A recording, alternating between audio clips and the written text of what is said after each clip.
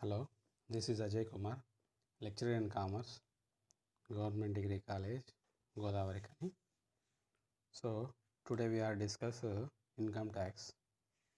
What is the meaning of income tax? Indian taxation system introduction. So, first of all, this PPT also evaluation of the Indian Income Tax Act. First of all 1857లో సిపాయిల తిరుగుబాటు తర్వాత మన ఇండియాలో introduced as a part of the union budget by pre independence finance minister James Wilson on 7th April రోజు ఆ income tax యాక్ట్ను మన ఇండియాలో 1816లో ఇంట్రడ్యూస్ చేశారు. అట్లాగే 1886 అంటే 1860 నుండి 1886 వరకు దీని మీద separate income tax act was passed to divide income into 4 schedules each taxed separately. 1886లో వివిధ ప్రయోగాలు చేసిన తర్వాత ఇంకో ఇన్కమ్ ట్యాక్స్ యాక్ట్ అనేది అమల్లోకి వచ్చింది. తర్వాత అప్పటి నుండి 1962 వరకు ఇప్పటి వరకు కూడా కొన్ని ప్రయోగాలు, కొన్ని చర్చలు, చట్టాలు మారుతూనే ఉంటున్నవి ఇన్కమ్ ట్యాక్స్. 1886 తర్వాత 1918 it defined the organisational structure of various income tax authorities for the first time. 1918లో మరొక ఇన్కమ్ ట్యాక్స్ యాక్ట్ మళ్ళీ ఇండియాలో అమల్లోకి వచ్చింది. Next 1922 this act replaced this act of 1886. 1886కి రీప్లేస్డ్గా 1922 మరొక ఇన్కమ్ ట్యాక్స్ యాక్ట్ ఇండియాలో వచ్చింది. Next 1961 income tax act 1961 came into existence 1/4/1962 and is the charging statutory of income tax in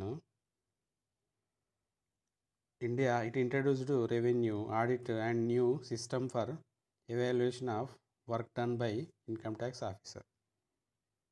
1961లో ఒక కమిటీ ఒక బిల్లుని ఎంపిక చేసి సెప్టెంబర్ 1961 సెప్టెంబర్లో అంగీకారం పొందినారు. తర్వాత 1962 there have been multiple additions of chapters, sections and schedules in the income tax act. ఇది లాస్ట్గా 1961 సెప్టెంబర్లో ఇంట్రడ్యూస్ అయిన తర్వాత, బిల్ పాస్ అయిన తర్వాత 1/4/1960 నుండి భారతదేశం అంతటా ఇది అమల్లోకి వచ్చింది. అది టోటల్ కలిపి ఒక పీపీటీలో మీకు వివరించాను. ఇక్కడ brief history of income tax అనేది ఇక్కడ ఉంది. అదే జేమ్స్ విల్సన్ అతను 1860లో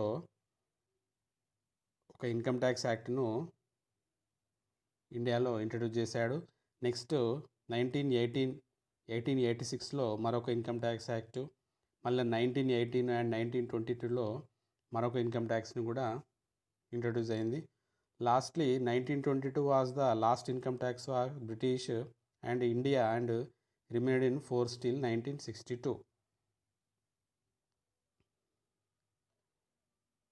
మనకు భారతదేశానికి స్వాతంత్రం వచ్చిన తర్వాత in independent India the income tax act 1922 was replaced with Income Tax Act 1961, which was implemented 1st April 1962 and it is still in force. కాబట్టి సెవరల్ అమెండ్మెంట్స్ ఆఫ్ జరిగిన తర్వాత 1962లో 61లో సెప్టెంబర్లో ఈ యొక్క ఇన్కమ్ ట్యాక్స్ యాక్ట్ ఆమోదం పొందింది. 1962 నుండి ఇన్కమ్ ట్యాక్స్ అనేది భారతదేశంలో ఏప్రిల్ 1 నుండి అమల్లోకి వస్తున్నది. కావున ఇందులో కొన్ని వేల సెక్షన్లు, 209 సెక్షన్లు మరియు ఉప సెక్షన్లు అండ్ షెడ్యూల్స్, రూల్స్, ఉప రూల్స్ మొదలగునవి ఉన్నవి. కాబట్టి ఈ ఎక్కువ 1961 ఇన్కమ్ ట్యాక్స్ యాక్ట్లో ఎక్కువ అమెండ్మెంట్స్ చేయబడ్డాయి. సో ఇప్పుడు ట్యాక్స్ గురించి బ్రీఫ్ హిస్టరీ గురించి మనము తెలుసుకున్నాము. ఎప్పుడు ఏర్పడ్డది, ఎవరు ప్రవేశపెట్టినారు, ఎన్ని ఇన్కమ్ ట్యాక్స్ యాక్ట్లు, ఎన్ని అమెండ్మెంట్స్ తర్వాత చివరికి ఎట్లా ఆమోదం పొందింది అనేది మనం ఇంతకుముందు తెలుసుకున్నాం. అసలు tax, what is tax and why it is required. Tax అంటే ఏంటిది, అది ట్యాక్స్ ఎందుకు రిక్వైర్డ్. ట్యాక్స్ అనే పదము మనకు ట్యాక్స్ రో అనే లాటిన్ వర్డ్ పదం నుండి ఉద్భవించింది. దీని యొక్క అర్థం ఏంటంటే ఎస్టిమేట్, అప్రిషియేట్ అండ్ వాల్యూ, దీని యొక్క అర్థం. So tax is the amount paid by a person staying within a territorial limit of a sovereign state and is levied in individuals, goods, per property, business activities and services etc. అంటే ఒక నిర్దిష్టమైన ప్రాంతంలో ఒక మానవుడు నివసిస్తున్నాడు కాబట్టి నివసించే వ్యక్తులు పన్నులు చెల్లించవలసి ఉంటుంది. కావున ఈ పన్నులు వ్యక్తులపైన, వస్తువులపైన, వారి యొక్క ఆస్తులపైన, వారి యొక్క వ్యాపారం మరియు సేవా కార్యక్రమాలపైన పన్ను అనేది విధించబడుతుంది. సో ఈ పన్ను కూడా why it is required. Income tax is the main source of income for the government. Tax money is used in initiating various welfare and other activities such as. అంటే రాజ్యాంగంలోని అధికారాల ద్వారా ప్రభుత్వము పన్నును వసూలు చేయను కాబట్టి ఇది పన్ను అనేది ప్రభుత్వ రాబడిగా గుర్తించబడింది. అంటే ప్రజల అవసరాలు తీర్చడానికి చట్టపరంగా ప్రభుత్వ అధికారులచే వసూలు చేసే సొమ్మును పన్నుగా చెప్పవచ్చు. ఈ పన్ను అనేది దేశం యొక్క ఆర్థిక వ్యవస్థలో ముఖ్యమైన పాత్ర అనేది కలిగి ఉంటుంది. ఎందుకంటే సామాన్య మానవునికి కానీ అతని ఈ పన్ను వల్ల సామాన్య మానవునికి కానీ లేదా అతని కుటుంబ సభ్యులు కానీ ఎలాంటి ప్రయోజనము ప్రత్యక్షంగా పొందకుండా ప్రభుత్వానికి నిర్బంధంగా చెల్లించిన మొత్తం అని అర్థమవుతుంది. ఎందుకు అంటే దేశంలో ఉన్న పబ్లిక్, ప్రజలందరి దేశం యొక్క పరిరక్షణ కోసము మరియు చట్ట పరిరక్షణ, దేశ రక్షణ కోసము, సాంఘిక మరియు ఆరోగ్యపరమైన ప్రజల సామూహిక అవసరాల కోసము ఈ ప్రభుత్వానికి నిధులు అవసరం. అంటే ప్రజల అవసరాలు తీర్చడానికి ప్రభుత్వానికి నిధులు అవసరం. అంటే ప్రజలకు సదుపాయాలు కల్పించడానికి. ఎలాంటి సదుపాయాలు అంటే విద్య, వైద్యం, రోడ్లు, త్రాగునీరు మొదలగు వాటి మీద ప్రభుత్వము ఖర్చు చేయను. ఇది దేశం యొక్క ఆర్థిక వ్యవస్థ పైన ఎక్కువగా ప్రభావం చూపును. కాబట్టి ఈ ట్యాక్స్ అనేది గవర్నమెంట్ ఆఫ్ ఇండియా ట్యాక్స్ అనేది ప్రజలపైన పన్ను రూపంలో వసూలు చేస్తున్నది. కాబట్టి ఎందుకంటే ప్రభుత్వం చెల్లించే వివిధ రకాల ఖర్చులకు కావాల్సిన నిధులలో అత్యధిక భాగం పన్నుల ద్వారానే సమకూరుతుంది. కాబట్టి ప్రభుత్వాలు సామాజిక ఆర్థిక లక్ష్యాలను విజయవంతంగా నెరవేర్చుటకు ఈ పన్ను అనేది ఎక్కువగా ఉపయోగపడుతుంది. ఎందుకంటే దేశంలో చాలా వరకు ప్రజల అవసరాలు తీర్చాలి కాబట్టి ప్రజల దగ్గర నుంచే పన్ను రూపంలో గవర్నమెంట్ ఆఫ్ ఇండియా వసూలు చేస్తుంది. ఎందుకంటే దేశంలో ఉన్న సమగ్రమైన ఆర్థిక అభివృద్ధిని సాధించుట కోసము మరియు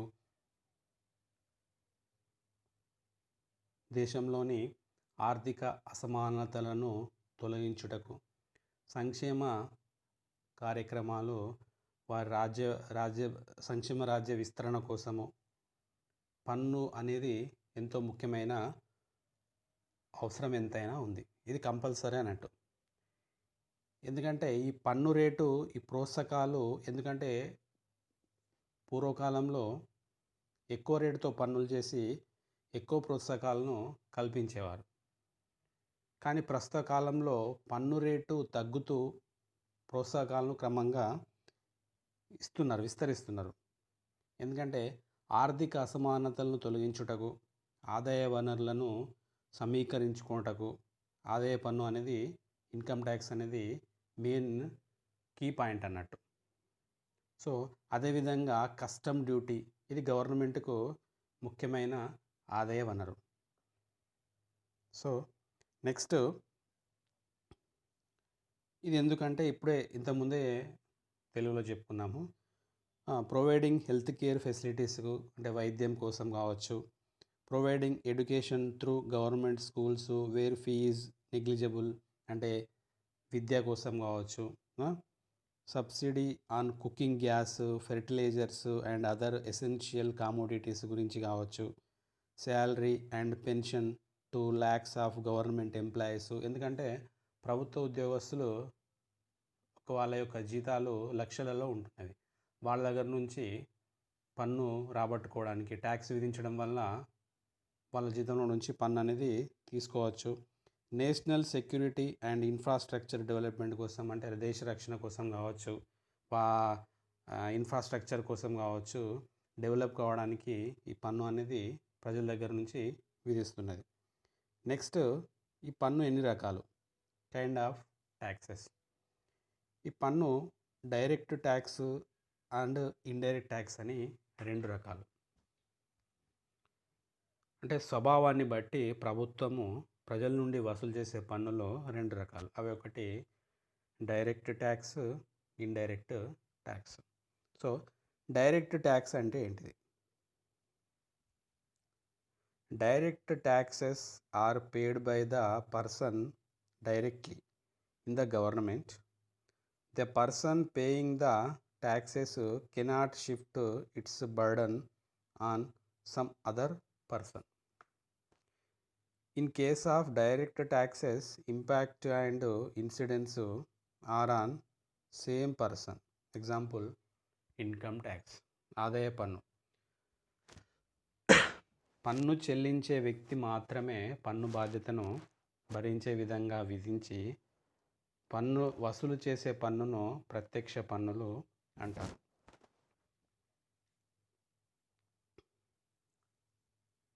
ఇతను పన్ను చెల్లించే వ్యక్తి తన యొక్క పన్నును ఇతరులకు బదిలీ చేయడానికి అనేది వీలు పడదు. పన్ను చెల్లించే వ్యక్తి మాత్రమే అతనికి పన్ను బాధ్యత ఉంటుంది. ఈ డైరెక్ట్ ట్యాక్సెస్కు ఎగ్జాంపుల్స్ ఆదాయ పన్ను, సంపద పన్ను.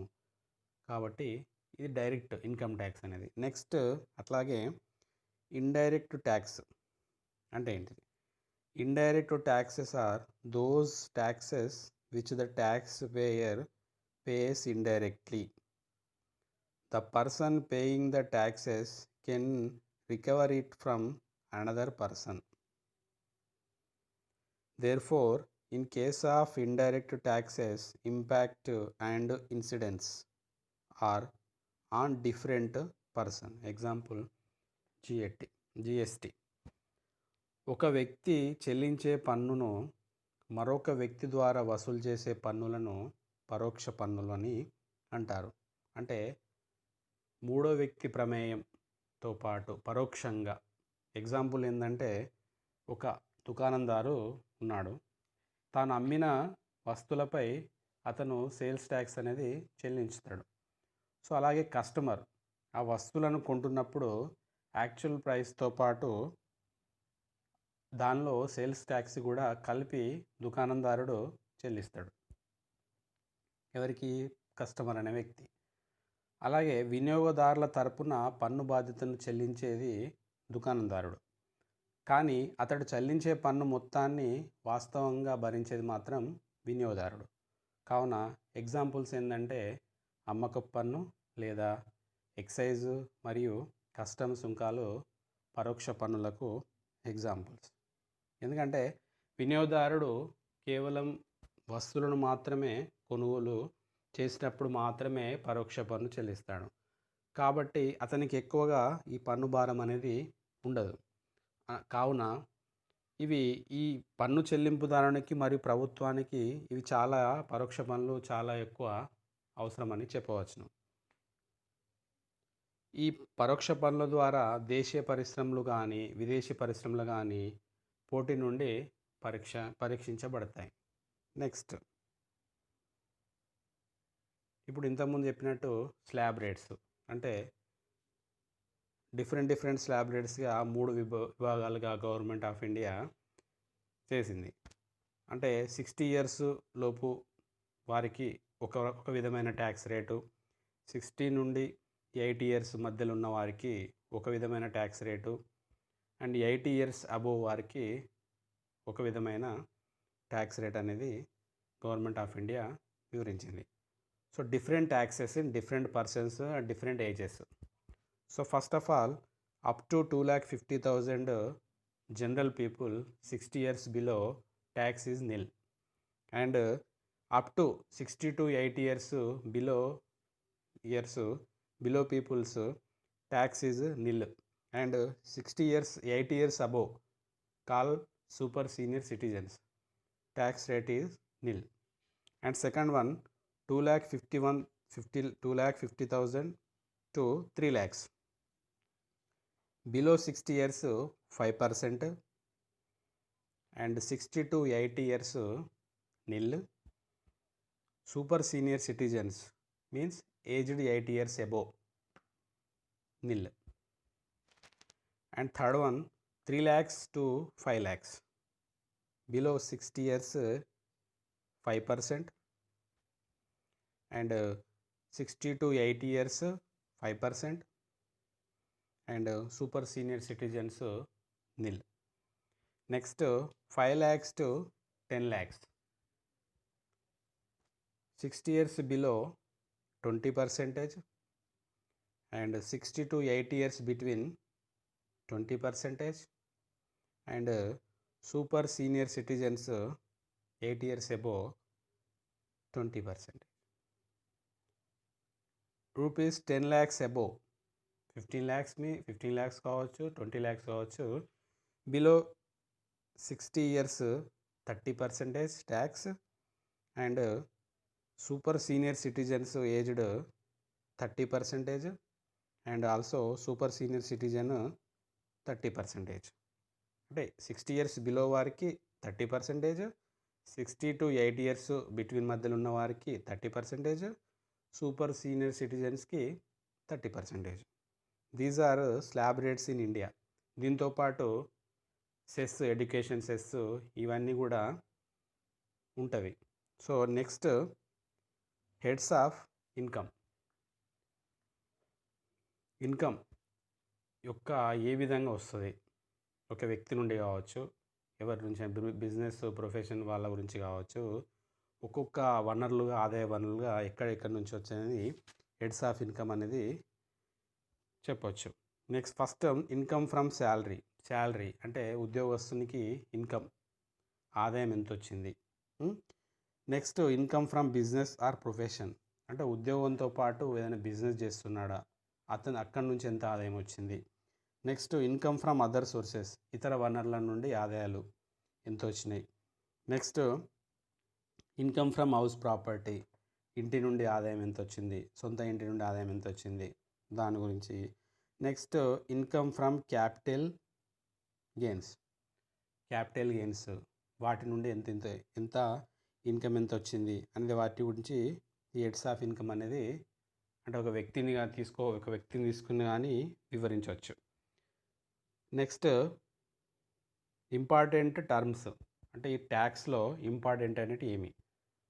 ఫస్ట్ వన్, అసెస్సీ అంటే ఒక వ్యక్తి, assessment year and previous year, పన్ను కట్టే సంవత్సరము, గత సంవత్సరము, residential status, and gross total income, deductions, total income.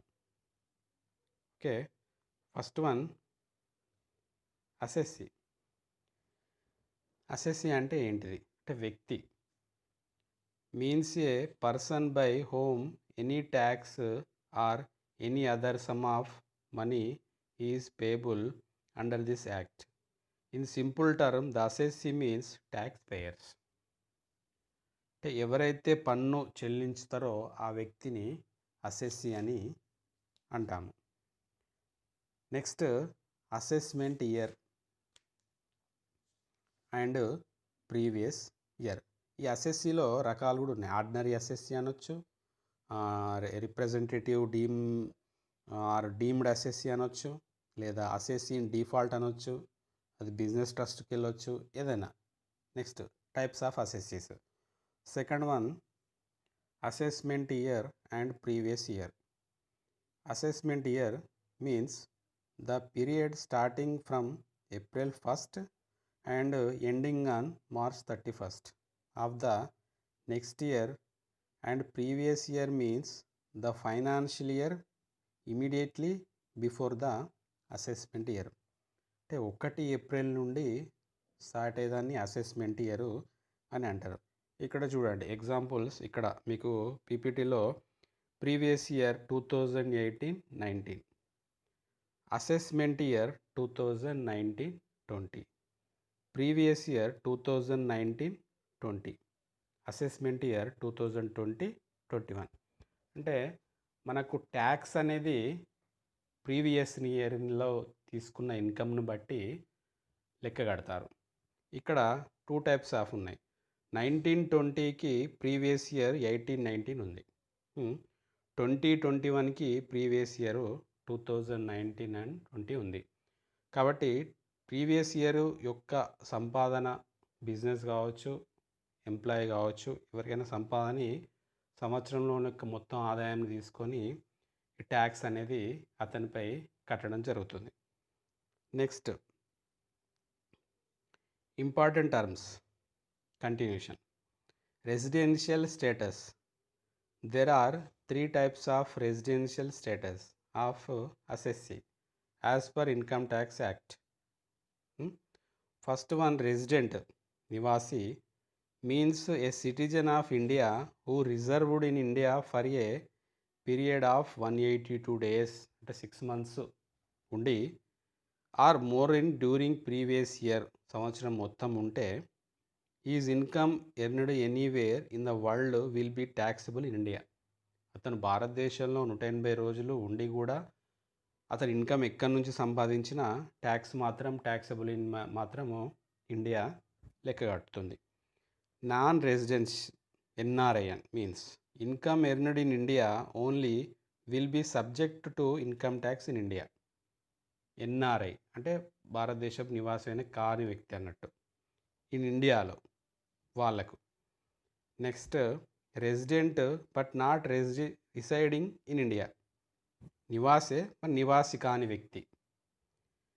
Citizen of India who stayed in India for less than 182 days during previous year is and her income arising outside India may also be taxable in India.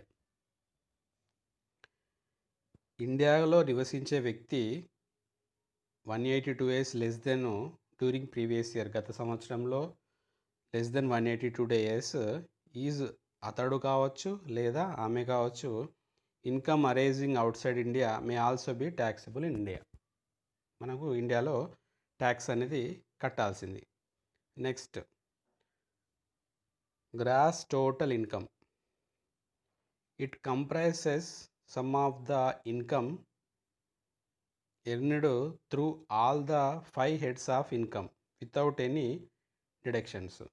మనకి ఇక్కడ 5 heads of income అని చెప్పుకున్నాం. ఏవవి? Income from salary, income from business or profession, income from other sources, income from house property, income from capital gains. So ఇప్పుడు ఇందులో మొత్తం ఆ 5 హెడ్స్కు సంబంధించిన వాటిని మొత్తాన్ని గ్రాస్ టోటల్ ఇన్కమ్ అని అంటారు. నెక్స్ట్ డిడక్షన్స్ అంటే మినహాయింపులు. కొన్ని మినహాయింపులు పోను వచ్చేదే total income. The amount which is allowed to be deducted from gross total income before determining tax liability of on assessee such as certain savings, donations, its, సేవా కార్యక్రమాలు, డొనేషన్ ఇవ్వడం కానీ అవన్నీ కానీ డిడక్షన్స్ మినహాయింపులోకి వెళ్ళిపోతాయి. total income. If it is gross total income minus deductions. This is the net taxable income for assessee. మొత్తం ఆదాయం అంటే గ్రాస్ టోటల్ ఇన్కమ్, మొత్తం ఆదాయం నుండి మైనస్ డిడక్షన్స్ తీసివేయబోను మిగిలిందే టోటల్ ఇన్కమ్. సో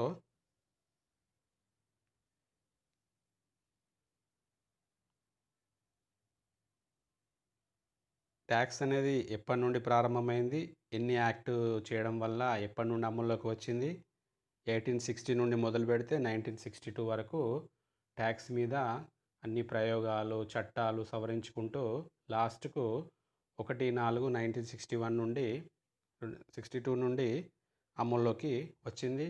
ఎన్నో షెడ్యూల్స్, దానికి సంబంధించిన ఉప షెడ్యూల్స్, రూల్స్ అండ్ రెగ్యులేషన్స్తో పాటు ఇన్కమ్ ట్యాక్స్ యాక్ట్ అనేది ఇండియాలో మొదలైంది. దీన్ని ఫస్ట్గా జేమ్స్ విల్సన్ అనే వ్యక్తి ఇన్కమ్ ట్యాక్స్ యాక్ట్ అనేది ఇండియాలో ప్రవేశపెట్టాడు. తర్వాత 1886తో పాటు 1982 అండ్ 1992తో పాటు ఇన్కమ్ ట్యాక్స్ అనేది అమల్లోకి వచ్చింది. 1960 నుండి ట్యాక్స్ అనేది ప్రజల అవసరాల కోసమే ట్యాక్స్ అనేది గవర్నమెంట్ ఆఫ్ ఇండియా పబ్లిక్ పైన వేస్తుంది. అది వ్యాపార అవసరాల కోసం కావచ్చు, విద్య కోసం కావచ్చు, వైద్యం కోసం కావచ్చు, మరియు రోడ్లు రవాణా వాటి కోసం కావచ్చు. ఈ ట్యాక్స్ అనేది కంపల్సరీ, నెసరీ, వాటి యొక్క ఆవశ్యకత కూడా అదే. ఈ ట్యాక్స్ అనేది 2 types, direct taxes and indirect taxes. ప్రత్యక్షంగా చెల్లించే వ్యక్తి మాత్రం దాన్ని డైరెక్ట్ ట్యాక్స్ అంటారు. అండ్ ఇండైరెక్ట్ పరోక్షంగా చెల్లించే వ్యక్తి దాన్ని ఇండైరెక్ట్ ట్యాక్స్ అంటారు. ఎగ్జాంపుల్, ఒక షాప్ ఓనరు అండ్ కస్టమర్ మధ్య ఒక ఎగ్జాంపుల్. నెక్స్ట్, డైరెక్ట్ ట్యాక్స్కు ఎగ్జాంపుల్ ఆదాయ పన్ను, ఇండైరెక్ట్ ట్యాక్స్కి ఎగ్జాంపుల్ అమ్మకపు పన్ను. కావున స్లాబ్ రేట్స్ ఎలా ఉన్నాయి ఇండియాలో? స్లాబ్ రేట్స్ అంటే 3 టైప్స్ ఆఫ్ విభజించారు. 60 ఇయర్స్ బిలో 60 ఇయర్స్ వారికి ఒక స్లాబ్ రేటు, 60 నుండి 80 ఇయర్స్ వారికి ఒక slab rate, and 80 years above వారికి ఒక స్లాబ్ రేట్ అనేది ఇక్కడ ఈ పీపీటీలో మీకు వివరించడం జరిగినది. Next, heads of income. Salary నుండి income from salary, income from business or profession, or income from other sources, income from house property and income from capital gains అనేది హెడ్స్ ఆఫ్ ఇన్కమ్. వీటి నుండి వచ్చే ఆదాయాన్ని కలిపి మొత్తం ఆదాయం అంటారు. కావున ఇంపార్టెంట్ టర్మ్స్ ఏంటంటే assessee, previous year, assessment year, status, residential status కావచ్చు, gross total income, total income, ఇవన్నీ చాలా ఉన్నవి.